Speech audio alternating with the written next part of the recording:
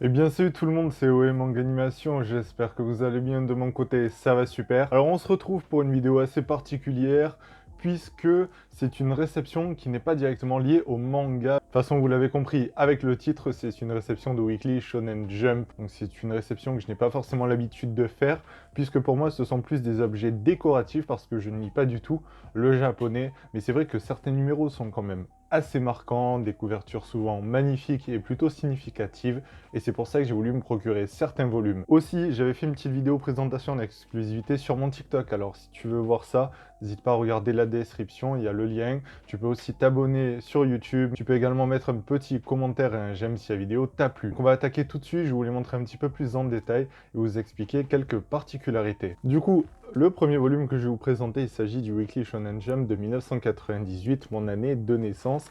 Et donc cette fois-ci, c'est numéro 10. Alors c'est pas du tout celui qui correspond à ma semaine où je suis né ou quoi que ce soit. C'est tout simplement le numéro 1, là où le premier chapitre de Rookies a été publié. Donc Rookies, pour ceux qui ne connaissent pas, c'est un manga qui a également été publié en France que je possède, basé sur le baseball, et qui est également de l'auteur de Rakai Blues, d'ailleurs, qui devrait être peut-être édité en France. Donc voilà, je trouvais ça assez significatif de prendre ce chapitre 1 de Rookies. Je trouvais juste la couverture magnifique. En plus, ce qui est bien, c'est qu'ils sont tous mis sous emballage. Bon, l'état est plutôt correct vu son âge. Il y a quelques petits détails, je ne pense pas que vous allez bien les voir. Mais bon, moi, je trouvais quand même ça très très cool d'avoir ce numéro assez marquant. Et j'en ai profité également, je vais vous montrer ce que j'ai pris. J'ai pris également le volume 11 de l'année 2000, toujours avec Rookies en couverture. Donc voilà, j'ai tout pris sur le même vendeur sur Mandarake, Fukuoka, je crois, si je ne me trompe pas, pour regrouper tout simplement mes frais de port. Et vu qu'ils avaient plusieurs volumes de Rookies en vente directement sur leur boutique, j'en ai profité du coup pour tous les mettre dans le panier, parce que j'adore les couvertures. Pourquoi pas essayer de faire autant un full set des couvertures de Rookies sur le Weekly Shonen Jump. Et pour conclure avec Rookies, le volume 10 de 2002, parce que voilà, ça a été publié quand même pendant plusieurs années dans le Weekly Shonen Jump. C'est une œuvre Furio, pour ceux qui ne connaissent pas, qui a quand même bien marqué. Donc voilà, je suis vraiment super content d'avoir ces numéros parce que je trouve les couvertures juste incroyables. À savoir, le prix de ce Weekly Shonen Jump était quand même très abordable. Je crois que les deux précédents que je vous ai montrés, dont celui-ci, c'était environ 400 yens, ce qui fait 2 euros et quelques par volume.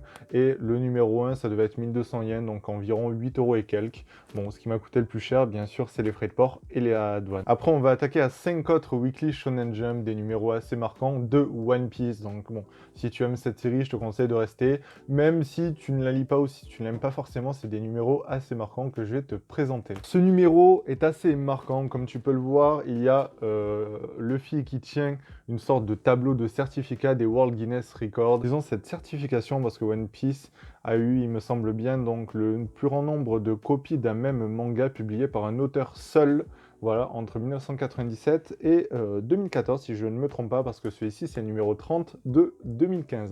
Donc je trouvais cette couverture assez marquante, parce que tout simplement ça a été quand même un record mondial pour une grande série, donc je trouvais ça important de posséder cette couverture, parce que bon, malheureusement du coup ça n'a pas été publié sur un des tomes de One Piece, peut-être une illustration bonus, je ne sais pas exactement. Celui-ci, le numéro 1 de 2017, vous allez le reconnaître puisqu'il s'agit de la couverture du volume collector de One Piece sorti en France pour les 20 ans, donc c'est la couverture du volume 83 que je trouvais juste exceptionnelle. Clairement, moi c'est ma couverture préférée et je voulais vraiment l'avoir sur son format originel du Weekly Shonen Jump, dans un format vraiment beaucoup plus grand que je trouve juste incroyable, avec tout l'équipage qui était juste ouf. Ce volume est juste magnifique. Bon, ensuite, c'est un petit peu difficile à vous montrer parce que du coup, il y a les volumes 2, 3, 4 et 5 de 2017, toujours pour les 20 ans de One Piece. Du coup, comme vous avez vu, c'est deux couvertures qui se lient entre elles. Donc bon, on voit quand même une grande partie de l'équipage aussi. Bon, il y a d'autres personnages de d'autres mangas, mais je trouvais ça juste magnifique. Ces deux couvertures liées, c'est vraiment quelque chose que j'apprécie beaucoup dans le Weekly Shonen Jump, surtout quand on voit aussi sur les tranches deux passages quand même assez importants entre Shanks et Luffy. Et du coup, le dernier volume de One Piece que je me suis procuré, c'est le numéro 34 de 2019. Donc voilà, malheureusement, je n'ai pas réussi à trouver le 35. Bon, je le recherche activement pour compléter la fresque, que je trouve extrêmement cool aussi. Moi, j'adore, hein, de toute façon, ces couvertures liées. Je ne suis pas sûr qu'il y en ait eu d'autres, à part pour le 999 et le 1000. Moi, je n'en possède également qu'un des deux, mais peut-être qu'un jour, j'arriverai du coup à compléter. Donc voilà, je suis vraiment super content également de posséder cette couverture. Bon, le Weekly Shonen Jump, c'est du papier recyclé, il me semble, donc c'est pas forcément le meilleur papier pour lire, même si on lit le japonais, mais je trouve que ça reste quand même de très beaux objets de collection. Eh bien, j'espère que du coup, cette vidéo rapide vous aura plu. N'hésitez pas, si vous avez des questions sur Mandarake ou quoi que ce soit, vous pouvez me les poser, j'essaierai d'y répondre au mieux. Vous pouvez aussi du coup regarder la vidéo, comme je vous l'ai dit, sur comment commander sur Mandarake. Il y a des figurines, il y a vraiment des tonnes de goodies, et ça reste quand même souvent plus abordable que la France. Si on ne se tape bien sûr pas la douane, voilà, même en me tapant la douane, je pense que dans les vendeurs en Europe, eBay, Vinted, etc., je pense que j'aurais quand même payé bien plus cher parce que je trouvais qu'un prix de 12 € environ par Weekly Shonen Jump, c'était quand même très abordable vu la rareté de certains volumes. Du coup, si cette vidéo t'a plu, n'hésite pas à t'abonner, à commenter pour me dire quel est ton Weekly Shonen Jump préféré dans ma réception, si toi aussi tu les collectionnes et quel volume tu possèdes. Tu peux aussi mettre un j'aime si la vidéo t'a plu et on se dit à la prochaine.